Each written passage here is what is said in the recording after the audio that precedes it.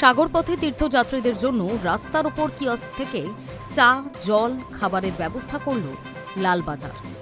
এমনকি যাত্রীদের বাস খারাপ হয়ে গেলে তাতে যাতে সাগরযাত্রায় সমস্যা না হয় তার জন্য দক্ষিণ শহরতলির ঠাকুরপুকুরে অতিরিক্ত বাস তৈরি রাখছে কলকাতা পুলিশ।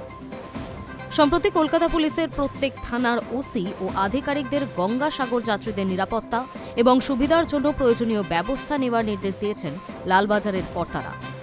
সেই নির্দেশ অনুযায়ী কলকাতা ও দক্ষিণ চব্বিশ পরগনার সীমান্তবর্তী এলাকা ঠাকুরপুকুরের চড়িয়ালে একটি বিশেষ কিয়স্ক তৈরি করেছে পুলিশ। গঙ্গাসাগর যাত্রীরা আসতে শুরু করেছেন শহরে। গাড়ি বা বাসে করে মূলত বেহালা, ঠাকুরপুকুরে ডায়মন্ড হারবার রোড হয়ে তারা যাবেন গঙ্গাসাগরের দিকে। গাড়ির চালকদের সুবিধার জন্য রাস্তায় চিহ্ন দেওয়া থাকছে। যাতায়াতের পথে যাত্রীদের যাতে কোনো সমস্যা না হয় তার জন্যই ঠাকুরপুকুর এলাকায় ওই স্পেশাল কিয়স্ক থেকে যাত্রীদের জল, শুকনো খাবার, বিস্কুট, চা দেওয়ার ব্যবস্থা করছে পুলিশ।